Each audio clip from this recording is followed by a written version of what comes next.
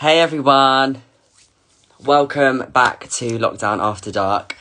Very excited about tonight, but also really nervous. Obviously I have the incredible Kimberly Wyatt joining me tonight from Pussycat Dolls. This just like on a personal level for me, like I've had some amazing guests, but tonight for me is like a real like I'm actually really proud of myself, and younger Jack looking back and thinking, oh my god, I'm going to be interviewing a Pussycat doll. So snap on the back for me, and guys, thank you all for tuning in every week. Tonight's going to be really good. Please send in your questions and stuff. Oh, thanks, Christina. Hi everyone that's coming in. Yeah, please send me in your questions, and I will try and get to as many as I can during the chat. Obviously, we've got a lot to talk about. Hi Jamie, hi Kane, hi Shana, hi Kelly. Right, Kimberly is in the house, so I'll let her send a request in. And then we'll be good to go. Can I request her, or does she have to request me?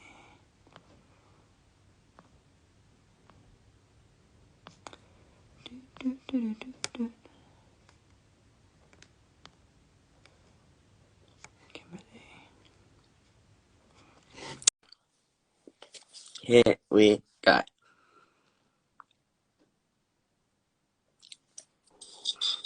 Hello. Hi there. How are you? How are you? Yeah, I'm good, thank you. Oh my Got a God, glass of wine. oh, It's love locked that. down after dark. It's lovely. Thanks You've for got to having do me. that. Oh, thank you so much for coming on. You look incredible, by the way. Thanks, babe. You look Thanks. great. Good And I thought, to bed and staying up a bit late. you got to. That's what Monday nights are for, right? Um, Exactly. and I thought I'd wear some sparkle tonight because I thought I can't come on here with you and just be in boring outfits. So I thought sparkly, get our shimmy on. Yes. Love Um, it. so how are you? How have you been? How's life? Gosh, I've been good. I've been good. I mean, the world is crazy at the minute, but I'm just trying to take it in my stride. I've got 3 kids. Luckily, we're still on a school run, so that keeps like a rhythm for us. Yeah. Been doing bits of filming. Did the ITV show Don't Rock the Boat, so that like was an adventure that kind of split the 2 lockdowns up quite nicely. Yeah.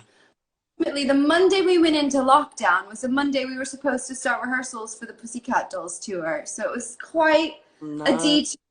And Okay. now waiting for the day that we're back on. Okay, so we'll come to that because that's just made me go, oh my god, exciting.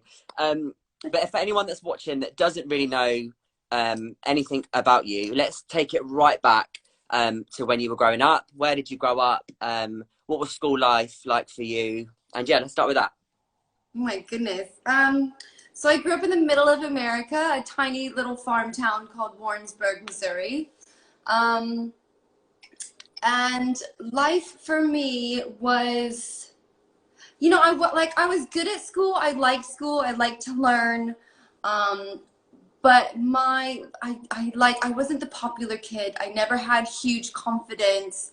I'd faced a lot of like abuses and stuff from a very early age. Mm, So like being so like anxiety amongst social situations is something I've experienced from a very young age. mm, But luckily I loved watching the Olympics, watching the gymnastics and the figure skating and mm, things.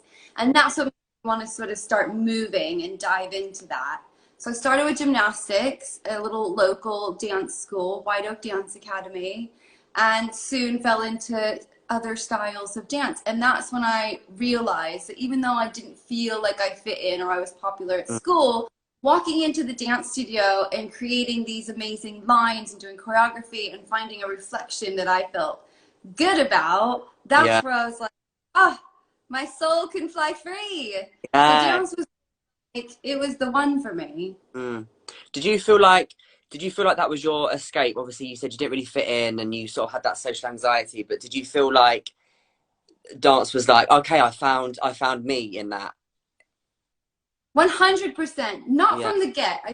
From the beginning, it was difficult, you know, trying Mm, to learn, get the steps. I knew I was gifted with a bit of flexibility, but there were still lots to learn. But I think it was a few years into dancing that I did a competition. It was Junior Miss Dance of America. And I did it for like the opportunity just to learn and see what it was like, some experience. But so I went and did it, and it was like sit down interviews, and they watch your class. You have to do a production number, then you do your solo, you have to speak in front of the audience. Like, it was quite an in-depth dance masters competition. But so I went in to learn and ended up winning it. And I think that's when I realized, like, oh, maybe this could open up like a whole new world for me, which then took me to nationals. And then these competitions were quite a normal thing in my life. And winning became quite a normal thing, which meant that I would get scholarships to then go train in New York. And because you got a scholarship for Joffrey Ballet and Broadway Dance Centre. Is that right? Yeah, and Steps on Broadway as well. Wow, that in itself is like incredible. How did you find your time there? Was that a massive step up for you, or did you feel like all of the training that you'd been doing before with your dance schools and your gymnastics, did that sort of set you up for that? I mean, it was unreal. It was unreal. Like, winning regionals was one thing, but going to nationals and seeing the talent you would see in the States at these competitions, unbelievable. And that's when I would meet people like Adrienne Canterna, who is one of the most unbelievable ballerinas. She's in Rock the Ballet, and another incredible thing with a bunch of boy ballet dancers and herself, which were on was it World of Dance in the States? And Rasta Thomas was a huge influence in me. Rasta Thomas is one of the most amazing dancers, and was sort of seen as like the next Baryshnikov. And he brought capoeira to ballet, so now you see a lot of capoeira arts in ballet, and that sort of came through. So being able to go to these nationals and meet these incredibly talented people. I mean, Adrienne, I think it was like she had tutors at her house that she would learn from all day rather than going to a normal school. So you would expect like she should be pretty good, and she was amazing.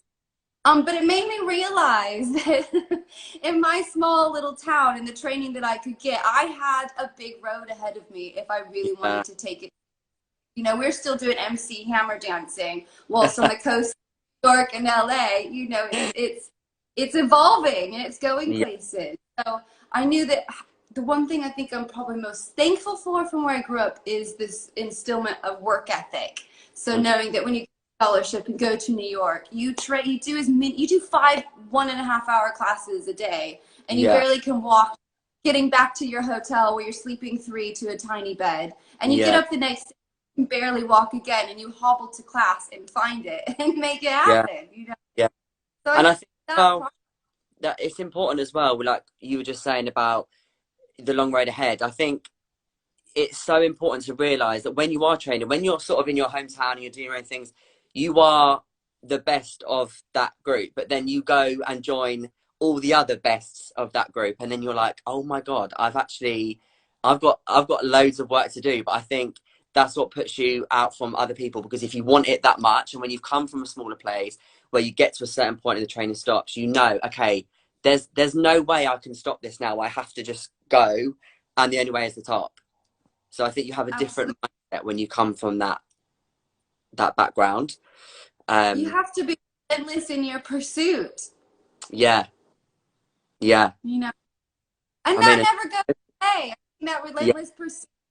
That's like it's like a double-edged sword. It's like amazing to have found such a love for something like dance at such an early age, but you carry that through your life. So it never it's leaves. As a gift. So after your training, you dabbled in cruise ships, didn't you? You spent some time doing cruises. How did you find that? Because personally, I did a cruise for only a week, dancing on it, and honestly, like the fear in me, I was like, we had a really bad night with the ship, and I was like, I need to get off now. I don't know if I could do it for longer than a week. 2 contracts. Each contract was about 9 months. 9 months at sea. It was in a way that I came from a tiny town and there was no opportunities. I went to Branson, Missouri, where they've got like Dolly World, and auditioned for a theater show and didn't get it. So I was like, I gotta look at there. So I remember driving to Vegas. I had a friend that was working and living there, and I did a few auditions, Royal Caribbean being one of them, and a few theater shows as well. And was met with the question of like, will you show your tits or not? Which is, as a girl dancer, I think you gotta like know where you stand on that quite Yeah. early. Yeah. It wasn't for me, but I thought it was crazy. You can earn like another $200 a week just for showing some nips. Wow. But Royal Caribbean, I remember going to the audition and it was intense and it was jazz and it was full out and it was quite gymnastics and like it was full on, and I loved that. I wanted that. And the choreographers that were there were also directors at River North and Hubbard Street, which are jazz companies in Chicago.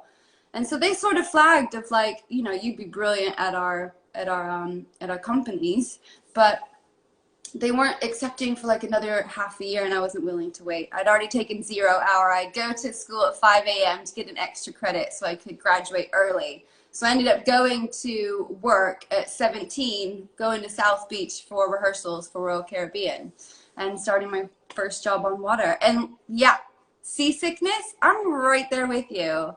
Like my first ship was in Europe. I'd go from Barcelona to Venice with all the stops in between. But around the boot of Venice, every Friday, I knew I was going to be sleeping by the toilet. It's just horrible, isn't it? I remember they were giving out like sickness tablets and sleeping tablets. Well, they weren't giving them out, I had them. But I was literally like, I just poured them in my mouth. The telly was coming. I was like, this is how I'm going to die. I was like, there's no signal. I can't tell anyone I'm going. This is it. The ship is going to snap in half and I'm just going to float away and that will be it. You've got to have a stomach for it. I'm sorry, but you've got to do 9 months. I mean, some people go back to back like for like 3 years. Some people, they get stuck in the life of cruise ships, which is good. You're making good money. You have bills to pay. You have no, like it's good, but it wasn't for me. I knew that wasn't like that. I was not living the dream, but it was a stepping stone in the right direction and gave me, you know, with your what it meant. With your ship stuff. So, is it true that there was a choreographer on there that suggested you for the Pussycat Dolls? Is that how that connection happened? No. So Right, mine on this ship didn't end well, and it was time to and all I'd ever really dreamt of was being in music videos and in film and in movies. I was a big fan of In Living Color growing up. I don't know if you've ever heard of it, but it's like a skit show. They had Fly Girls, which were the dancers that would start the show. They'd dance before every commercial break. They would do the finales. They'd do all the dances like the Wayans brothers who created. That's where J-Lo got her start. And I loved watching J-Lo as a Fly Girl and In Living Color growing up. And seeing like videos like Missy Elliott and Busta Rhymes and Aaliyah and all this flavor was just like, oh, I want to be able to do that. Yeah. And so I always knew that, but, you know, needed to just get out there and see what it was like, hence doing cruise ships. Yeah. But, yeah, it was a leap of faith. I bought a GPS system at the time, packed my bags, found an audition online, auditionsfordancers.com, I think it was back then, and went for an audition in LA. Drove 36 hours. Oh, my God. Oh. I mean, at least you went. I went to the NonAgent Call because I was fresh out of the Midwest. And there was over 200 girls at this call. And I'd made it down to, I think they kept maybe 5, which meant I could come the next day for another full day of auditioning with another 200 girls that were from agencies. And by the end of it, I was, you know, one of the last girls standing. And I think they picked like 5 and I was number 7 or something.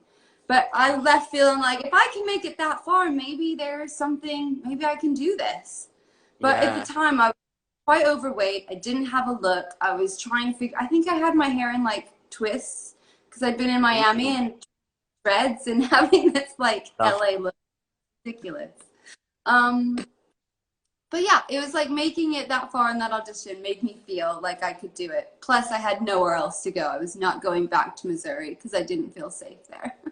So is that, do you think that determination at that age was kind of back, stemming back from when you were growing up, of that, like, you know, I've come this far, I can't just give up here? Because some people, when they're faced with like a long drive or a big audition, they think, "Do you know what, it's not that worth it." I think you've got to have that fire in you to want to go and do that. Yeah, I mean, you have to. You Yeah, know, don't go out there and be a performer unless you can't live without it. Because it's hard. It's relentless. It's ruthless. It will yeah, make you feel like poop all the time. yeah, And I think part of your job is sifting through feeling negatives just so mm, you can those highs that come here and there that are just yeah, leave you almost speechless, because it's just incredible to be able to do what we get to do in the way that we do it. yeah, But yeah, I think that it came from like, I didn't have an amazing relationship with my parents. We're fundamentally very different. It was headed in a very abusive sort of situation, and I knew that I didn't feel safe at home. So my like tenacity to make it, I guess in a way, I'm really thankful for, in a weird way. I mm, found a lot of things that I yeah, experienced. If I didn't feel that way, maybe I wouldn't have had the tenacity to keep going. Maybe if I didn't make it in that audition and I was super close with my parents, I'd be like, yeah, you're right. Let me just go back home to my comfy surroundings. But yeah, I didn't. I had to make it work. And yeah. having driven there, looking for a roommate, I thought that like rent was going to be way less than it was. Um, it wasn't made easy, I'll tell you that. And I remember the day I was moving in. I finally got there, got all my stuff in. Last thing was just to grab my valuables from the car. And it had been broken into, and everything had been stolen, from passport, birth certificate, social security, credit card. Like everything was gone. Called the police. Turns out that they'd gone and like maxed out all the cards. It was like another big, No. I hadn't, really wanted it. I would have just gone back to Missouri. Yeah. And I think what you just said then, I think it's so important when you go through like a trauma, when you go through like a really hard time, to turn that into a positive and to come out the other side is so important. I think it's so important that people that have gone through that show that to younger people. There's so many young people that I come across that are going through a hard time that can't see the light. And I'm like, people should talk about it more, because what you've just said, you feared going home. You've turned something so negative into a career that is like unbelievable, which we haven't even touched on yet. Do you know what I mean? I think that in itself, without even talking about anything, is like incredible. So like that's a cheers already. That's a cheers. Yeah. um so 2003 comes about, and Pussycat Dolls is formed. So Yes. how, let's talk about that. How did that happen? How did that come about? When you heard about it, were you like, yes, I'm in, or were there any sort of like, were you a bit unsure? Well, see, you say formed. So when I joined the group, it had already been around for about 10 years. Robin Right. Anton, whilst living with Christina Applegate, they were living together. The story is that she was in her garage with boas and fishnets and stuff, just coming up with like dances and fun little numbers. And that ended up becoming a little sort of burlesque cabaret type thing at what used to be Johnny Depp's Viper Room on the Sunset Strip. So it was more of like a Pussycat Dolls was a little dance troupe, and Yeah. Christina Apple host the night, and these performers would come out. And then that led to more celebrity guests. It started getting quite a buzz. Carmen Electra became a huge part of the group, sort of faced it, and there was, up to like, I don't know, 15 Pussycat Dolls at that time, all dancing and stripping with Carmen Electra on stage, and it Wow. amazing events and fashion shows and things. And then more celebs would start sort of getting involved. And I'd heard it just at, I think it was Millennium Dance Studios. I saw this sign about Pussycat Dolls and how Justin Timberlake had been to a show, and it had this like underground cool buzz about it. And I saw the pictures of these gorgeous women. I was like, this looks incredible. Still had no idea what it was. Yeah. And then I was at an audition, funnily enough, for Nick Lachey and Jessica Simpson's MTV show called The Newlyweds. Okay. So I don't know if you've heard of it, but Ah, Nick Lachey was having performers with him, so I was yeah. auditioning, and Robin Ampton, who's the creator of the dolls, happened to be the choreographer at the time, along with Mikey Minden, who is one of the biggest choreographers and creatives of the dolls. Yeah. They saw me, they saw my leg, they saw the way I moved. And immediately after the audition that night, I got a call from them saying, you've got to be part of the Pussycat Dolls. Yes, Larry Rudolph and Nick want you to perform with him, but you've got to do both. You've got to be part of it. And so I was like, okay, you know, at the time I was just like, 2 gigs, it might help me pay the bills. Let's go for it. Oh my God. No, never would I have known that, you know, a year and a half later, after I think some of the first shows we were doing at the Viper Room, it's all really underground, swings and bathtub, and it was so much fun. Ashley and I, 'cause we were friends before all of this, and we would do these shows, drink like this horrible liquor called Hypnotic and champagne to get ready to like shake our bums in front of, you know, 8 celebrities' faces at the Viper Room. Such full-on show, but in such an intimate setting, which was brilliant. It was just amazing. But so we would have drinks and celebrate being a woman and owning your space and throwing down and feeling sexy. Love that. And I think we'd done shows with like Scarlett Johansson and Christina Aguilera and Britney Spears and Kelly Osbourne and Charlize Theron and Brittany Murphy. Like so many different celebs would become part of the show. Yeah. Gwen Stefani that became part of the Dolls, she told her record label Interscope with Jimmy Iovine, you've got to come see it. They came, they saw it with Gwen amongst us all, and we're like, we really want to, we believe in this, we want to make it a recording group. So then there was probably maybe 15 of us at that point, and then the cuts started happening, and they started just trying to figure out what the recording group, the Pussycat Dolls, was going to be, what it was going to look like, how it was going to sound, and what it was going to become. Wow. So that kind of like started off as like a really fun little gig, you know, dancing with all these people, and then obviously that just did you anticipate how it was going to be? What's that? Did you anticipate how big it was going to be, or What though? No idea in the world. No idea. No idea. I remember there was about 12 of us for the first shows. We did MTV Asia Awards. I think Melody was singing lead at the time. And we did another one with Tom Jones, What's New Pussycat at Divas Live it was. And there was gobs of us with Carmen Electra as well. Wow. And those were the shows we were just trying to figure out what this was going to be. But then one Don'tcha, because I was in Las Vegas helping Robin and Mikey put together the Pussycat Dolls Lounge at Caesar's Palace in Las Vegas, when Don'tcha became the song that the Pussycat Dolls recorded. We're going to do a big video, and this was going to be the track that was going to launch us.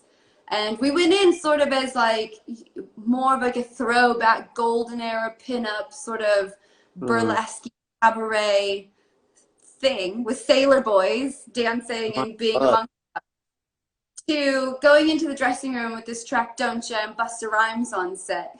Going in as like girly girls and coming out with like mohawks and braids and like all these amazing styling. We had Andrea Lieberman, who is brilliant, who's done all of Gwen and Harajuku, just a creative genius. And I remember her saying, you've got such a sweet face, babe, but we just need to give you an edge. You just need an edge. So I remember Orbe doing my hair and doing these braids and coming out with this massive mohawk. And it's been the most fun thing I think I've ever done in my life. I love that. You have had a lot of different hairstyles through the years as well. Like you've had it all, I think. So what was the moment for you where you realized that, oh my God, we are huge? Was there a moment where you stopped and thought, wow? When we launched Don'tcha in London, that's when we knew, because there was people, you know, so many people outside the hotels and radio stations and everything. It was like, it felt massive, and there were paps everywhere, and yeah, we just knew that we were making an impact. And then as we'd go to then Germany and Russia and then over to Australia, like we realized, oh, this is like around the world. People are loving it. You sold 55 million records worldwide. Yeah, off two Like, albums. that's like, that is unbelievable. What for you do you think during your time in Pussycat Dolls? What do you look at as your biggest achievement during that time? Whew. I mean, for me, like as a group or personally? Both. Personally, probably creating the tilt and Mm. it becoming more known than me, like an iconic move. Like it's a signature move. Like Michael Jackson is known for the moonwalk. I am known for the tilt. You are I forevermore. am. So that winning the two Moon Men, winning two VMA Moon Men for best dancing in a video for Buttons and best dance video for When I Grow Up. It just Oh, like that made like validated everything for me of like, you know, the Pussycat Dolls of course is a singing group, but we also represent dance hardcore, and I think that's oh. important.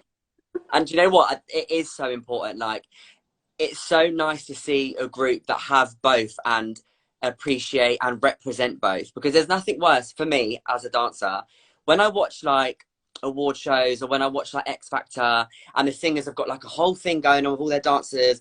The dancers go off and they just don't acknowledge it, and it's like, I just want someone to say thank you for my dances tonight, like, because that's what makes that. So to have a group like Pussycat Dolls, I mean, when I grow up video, that the dance break in that, I've used that so many times for shows like that. Seeing a group of strong women, just that's iconic in itself. Like, just I can literally see it right now. Like I can see it all happening. Yeah, I think that is definitely something that will just carry throughout. So what would you say during your time was a hurdle that you faced, either like yourself or as a group? Was there a time where you thought, was there a bit of a bump in the road, or was it sort of all plain sailing? There was no plain sailing. It was graft, babe. From the get of like all the cuts, wanting to stay a doll, like I felt like I was destined to be there. But Yeah. from the beginning, I suffered from really horrible cystic acne, and it was so bad. And even a makeup brush would hurt so bad, and it was it's like you have to fix this, and then that would become more stressful to think like I'm gonna lose my place as a doll because of my face. So Wow. from the beginning, I was always trying to prove my worth amongst the group, and even our first video, Don't Ya, I'm not in a lot of the group shots because they weren't sure if they were gonna keep me or not. So I was like dancing for my life in that Yeah. video. And trying to figure out how do I look better? How do I fix this? And from there, I think finally solidified. I performed well enough in Don't Ya. I got to stay, which was great. And yeah, I think the hurdles were just always there. Then you're on the road constantly, and Mm, you sacrifice everything. We mm, worked so we hardly ever slept. We were constantly throwing down video shoots. You are throwing down for 30 plus hours, and it was tough. It was really mm. tough. Um, and just dealing with the business of it all. As soon as like money comes into anything, it makes everything difficult. When all you really Yeah. want to be is a creative and feel worthy and feel like you're given enough of a pedestal and feel like you have a reason and a purpose to be there. And Yeah. it would always feel that way, but God, I was so lucky. Like I get to be a pussycat doll. It was incredible, amongst the most talented, most beautiful women to share a stage with, of many. Like they're all like my best mates. Like Mm. coming from where I came from, running from so many feelings and situations, the dolls, for one, doing the first show with Pink, I'll never forget it. First time all dressed up, doll hair, makeup, costume, hung over the balcony at an E3 electronics situation. And the curtain opened and everybody's looking up and clapping. It gives me chills now. Like, I felt so hot, felt like such a rock star. It was the best feeling in the world. And then to get to continue that journey and, be a pussycat doll with Don't Ya and people singing every lyric and knowing your dances and screaming your name, and making big, like it was just the Yeah. absolute. I So love, I always knew that. Like I was always humble about the yeah. situation, but it wasn't Someone easy. someone just said in the group, thank you for being so honest. It's really refreshing. And like I have to, yeah, repeat that like for you to sit here and be open about all of that, which some people probably wouldn't even known, and to know that you had those worries of, am I going to still be in the band? My skin is bad, all of that, and to fight like you did, and to be where you are now is like such an inspiration for like all the young girls that look at you and think, I want to be a pussycat doll, but maybe my skin's bad, or maybe I don't fit the right body shape. To hear you sit there and say that when you've had all of your success, I think is like so important. So thank you for like, yeah, being so honest, because so many people try and paint this idea that the industry is all great, it's all flowers and roses, and we all, you know, we do these big jobs and it's great, but actually when you cut it back, the industry can be shit. It can be real tough. Like, Absolutely. You know that. You've got to know that yeah, going into it. Like interviews I always bring up. You once said that one of the record labels said, you know, they wanted you to look like anorexic aliens. And then they want me to be like, I know, can you believe it?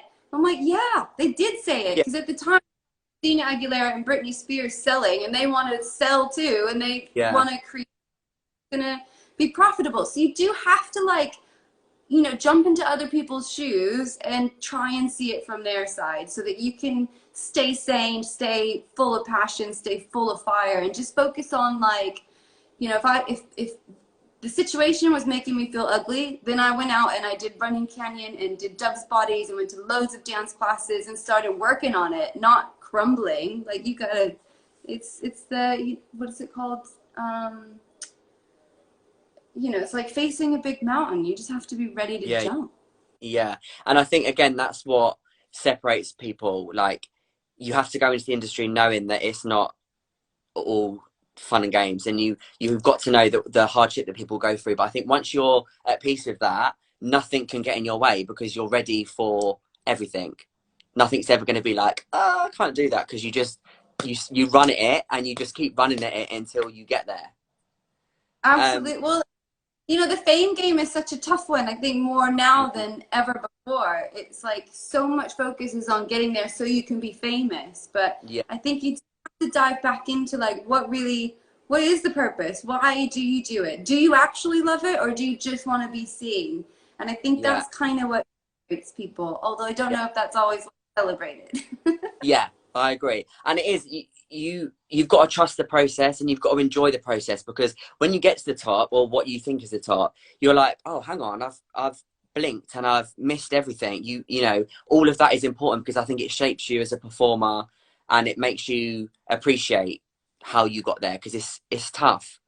um so obviously Pussycat Dolls, incredible, like one of the biggest girl groups in the world. um let's fast forward. We're going to skip a few things. Let's fast forward to last year on X Factor, when Pussycat Dolls reunited. Can I just say, I was basically on the floor watching that. I was like as like an adult now watching that, I was like, they've just been away for however long. They've just come onto the stage, and they have just ripped it up. They have just come and been like, we are back.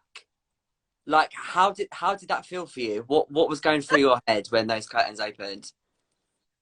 Babe, okay, so well, 6 weeks before that performance, I was having a baby by cesarean. Yeah. 6 weeks. Nah, Kimberly, your leg was burn. You were in the splits. You were what? So I'd worked so hard. I really wanted this comeback. I wanted the dolls to come back. Always felt like it'd be a shame if we never did. Yeah, And worked really hard to make it happen, and I failed. It wasn't going to happen. But then it came back around, and we were finally all on the same page, and I was so excited.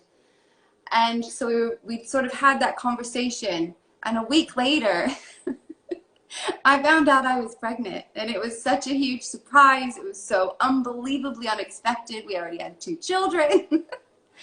But I, you know, I was, I was ready just to make it happen. I was ready to be like, you know what? It's amazing that as a woman we get to, one, the fact that I have this gorgeous husband and this amazing marriage and these kids, like we have a wonderful place to welcome a third child. Yeah.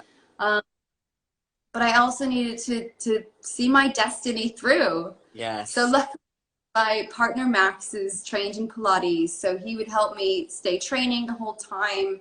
I was still performing. I was still out there doing my thing, still dancing. Even performed with Flawless. I think when I was 8 months pregnant, I was massive on stage performing with them. But it was all to keep me ready. I'd had 2 cesareans previously. I knew what it was like, and I was about to test my body like never before. So I had the cesarean. We've even documented it from the very beginning. And yeah, she went in, she stitched my abs together to give me a bit of a head start, kept me off the painkillers as soon as possible to get me on my feet to start recovery because I didn't have much time. And yeah, by the time I got, so 6 weeks later, I'm in rehearsals for a first performance with the dolls. And the baby is there, my husband was there, I'm breastfeeding in the rehearsals. Before I went out on stage on X Factor, I'm in the dressing chair breastfeeding Senna, pass him to my husband, and out I go to do a performance. And I'm still upset that my leg is only there, like it should be there. But you know, I was I'm never ever gonna moan about anything ever again. I'm not doing it. You had a baby and 6 weeks later you gave that performance. Oh my God. Yeah. So I felt like I was going into the Super Bowl with an injury. Oh my God. I gave it my best. You know, I was still so in a maternal state, and I definitely didn't feel like I was in my own body, but I was ready to show up and throw down. And that is exactly what you did. Now, before we move on, right, is there a new album coming out? Is there a new single coming out? What's going on? And obviously, I know you're going on tour and you're meant to start rehearsals, but that's been postponed. So can we get like an exclusive? What's going on? I mean, I am on the hush. There are conversations. Things are happening. I believe there will be some new music. Very exciting. Let's hope for some new videos very soon as well. And yeah, hopefully plans will be put in place very quickly. I know that they're working on it, but it does seem like it's taking forever. But patience is a virtue. And yeah, I'm just excited to get us all together. It's more difficult than ever. Some of us live over here, live in the States. We're all older now, more mature. I like mature. Grown.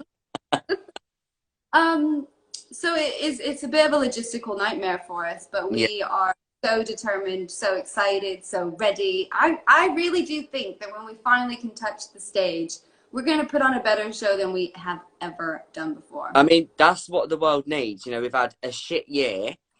We need Pussycat Dolls. That's what's going to get us through. And I will be there for front row. It's been nice to recover because my mind, body is so ready. Yeah, because you've been doing everything. But that is, we all need a tour. I will be there front row with my banner like this, waving, cheering you on. If you need any dancers for music videos, hit me up, Kimberly. I'll be there. Yes. So let's go back. We're going to skip back to your time in 2010 as a judge on Got to Dance. How was that for you? How was it sort of now judging people?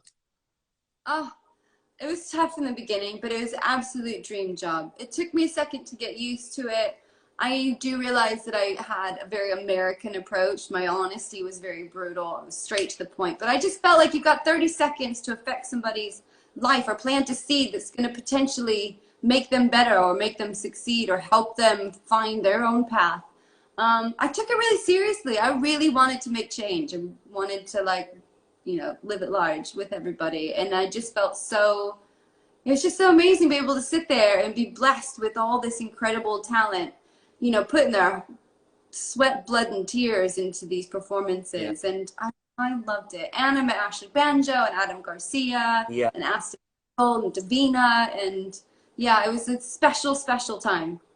That was a really good show. I remember watching that, and I think it was really refreshing at the time to have a show that like nurtured dancers, because obviously you had Britain's Got Talent where you just showcase, but to have something where you know you look after your dancers and you sort of have that, I think that was really, that came at such an important time for dancers as well.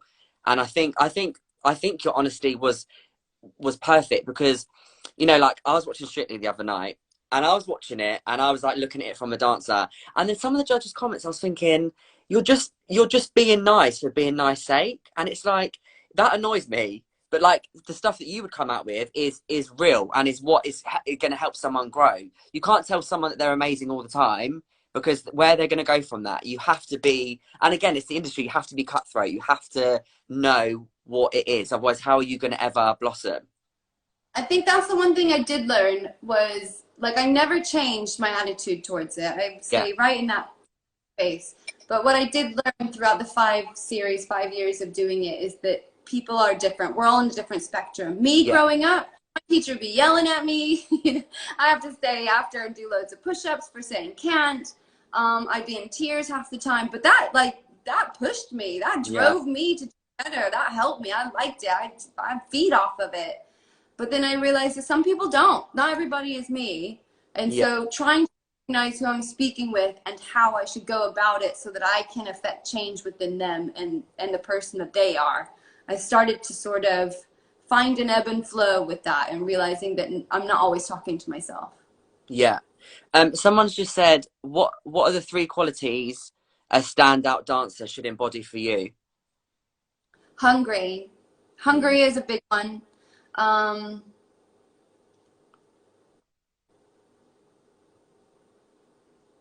Hungry, I think vulnerability is Mm. important, especially if you're going on the different spectrums of different dance styles. Vulnerability is really important. And a certain level of confidence, tenacity. Like, you've got to attack it. If you want to be seen, you have to attack it. You have to go for it. You can't be timid and think that you're really going to go somewhere, unless you Yeah, get lucky on a social media platform. If you're actually going in the world of dance to auditions and things, you have to be hungry enough to scratch at it. yeah. Because I remember, like, before I am where I am now, like, people used to say to me, oh, like, you don't, because I'm very vibrant, all of my clothes I wear are bright colors, and I'm always like, I show up in what I want. And people say to me, oh, you don't want to be seen like that because you want to be put in that bracket. And I dance in heels, and people would be like, you don't want to show people that you dance in heels because you'll be put in that bracket. And for so long I would be in that head of like, okay, I need to be like this. And it got to a point where I thought, that doesn't make me happy. What I do makes me happy, and if someone doesn't want me for that reason, then that's obviously not meant to be. I'm happiest now when I can wear whatever I want. If I want to put a heel on and slut drop my way around the studio, I will. If I want to put a hoodie on, I will. I think it's that thing of being seen and being happy in what you do, and not always listening to someone say you need to do this, because that doesn't make you happy. I think But that's you're lucky that you're in that place so quickly. mm, I mean, it's a long time to get there. It was yeah, constantly trying to be seen enough to do more. But yeah, I've definitely now, like, I just probably having 3 kids, seeing that reflection of like, no, I'm fine being me. I don't need to be anybody else. I don't need to compete. I'm gonna keep doing me. yes. That is the energy. That is 2020 energy, Kimberly. Um, Yeah. so so after your time on Got to Dance, you were the winner of Masterchef. Like, this winning streak, how was that? Let's briefly talk about that, because I do want to talk about Don't Rock the Boat, and we haven't got a lot of time. But just sum up for me in 3 words your Masterchef experience. Scary. I mean, I couldn't cook. I couldn't cook at all. I could bake. I used to bake as a kid and sell them to raise money for my costumes and my travels and expenses and stuff.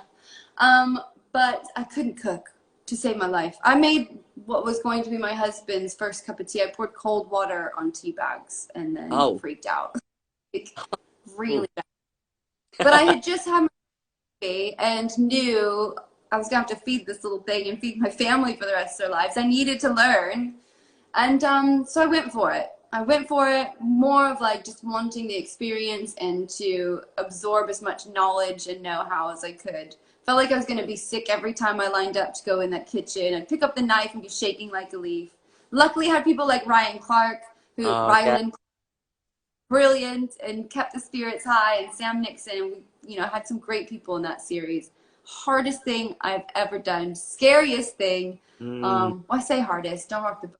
Ridiculous. But yeah, it was intense. And I had gone in just hoping to get through the first round. That would have been a win to me. And to walked out the winner was nuts. That is an achievement, because cooking under pressure is like, cooking it on its own is hard, let alone having cameras and everything else on top of that. And they don't want you to win. Like, as soon as everything's bubbling and you're about to put it together, they're like, let's just stop and have a little conversation. Like, Well, that's no! Bake Off, and it's like they're sweating, stressing out, and they're like, so the weather's lovely outside. I'd be like, please get away from me, because yeah, I'm just gonna throw this knife. So let's come to now, and don't rock the boat. Now, can I just say, I felt sick watching some of the stuff you had to do on that. But do you know what? After watching it and now speaking to you and saying about like your childhood and your tenacity, that was so so obvious on that show. Like, your strength, your commitment, your positivity just carried everyone through. So like that, I watched it and now I spoke to you, I'm like, wow, like all of those years of practice that you've needed came to you in this program. How was that for you? It was unbelievable. I mean, like I said, I had started the year off 6 weeks there and doing a performance. Then, I was ready for this huge adventure around the world with Pussycat Dolls. When that was taken away, I was like, I need to fill this void. And I'd always wanted to grow. And so I got this opportunity, and being able to do it was everything I needed. Lockdown was scary enough. We had the biggest civil rights movement in history happening in the States, which, it brought up a lot of feelings, a lot of stuff in me I needed to express. And that's what Don't Rock the Boat gave me. It was a chance to go out there, get to that point of like darkness and feeling like you've got nothing left and having to push through it. And boy, did it make you do that a lot. I mean, I was watching the task where you had to climb up the rock and throw balls across. Like, your concentration in that was like, I would have been all over the place. I would have been falling off the wall. Like, what were you channeling during that time to keep you like focused? I mean, I knew we needed it. We were so far behind in the race. Like, we had to make it happen. We were up against Jodie Kidd and Victoria Pendleton, who are unbelievable. I mean, Victoria's a 9-time world champion, 2 gold medals, like unbelievable. And Jodie Kidd was incredible when it came to rowing herself. So I knew that we couldn't falter. Like, we had to push. And being partnered up with Denise, who's the most brilliant woman, I adored her and loved her. We'd already been through so much that even the show didn't show. That just sort of bonded us, and we found we're quite similar in our focus, and we would sort of, take a minute, find ourselves, take a deep breath, look at each other in the eyes, connect, and then throw that ball. And it just seemed to really work for us. So it was that connection, I think, that kept us going, and the want to just succeed. And did you, after you were rowing, did you feel like your body was just jelly? Were you like, ugh? I mean, like, you couldn't walk. You couldn't even walk. Your butt hurt so bad. Could not walk. It was unbelievable, the pain. And you'd feel it. You'd feel like things happening as you're like 30 minutes into a 2-hour row. And you're not going to get away from it. You just have to row through it. But the lesson that it's given me, stepping away from it, of just dealing with the pain, dealing with the struggle, but just trusting that you're going to get there, is like fun. I mean, you did amazing on it. Your whole team did amazing. So I need to start wrapping things up. One final question from me to you is, what would your advice be for someone that's young and wanting to step into the industry like you did? What would be your advice? Don't do it unless you love it. Like, the passion has to be real, and you have to trust that sometimes the flames are roaring, and sometimes you've got to fan the flames, especially at a point like now. down. I know a lot of dancers that are just like sitting back and not working for it. This is the time that it matters. Like you got to keep it up. You got to stay on top of your training and your stretching and find that challenge. You got to fan those flames for what's to come. And just be ready. Like keep the dream alive. I always said dream and believe. Dream and believe and know that nobody else has to believe in you but you. And it may not happen now, it may not happen tomorrow, but you just keep going for it. Trust in yourself and you will make something brilliant happen. Take every opportunity you can as long as it fits within your morals and your values. You never know where it might lead. And especially when you're just getting started, you just need to get out there, meeting people, trying new things, learning new things, and finding where it takes you. That's part of your journey. And you never know, you might end up in a band like the Pussycat Dolls. That is right. That is amazing. Kimberly, thank you so much. I feel like me and you need to get in a dance studio when things are a little bigger. Yeah, let's have a dance. Let's do that. Let's do that. We'll put some heels on. We'll put some music on. We'll get some content done. Kimberly, thank you so much. Tonight has been one of my favorite chats, and to have someone like you on my show is just unbelievable. So thank you so much, guys. Everyone that's tuned in tonight, thank you so much. I'll be back on Friday with a runner-up, third place from RuPaul's Drag Race UK. So that's super exciting. Guys, thank you so much. Kimberly, you're amazing. I'll be in touch with you very soon. Cheers, guys. Bye. Bye.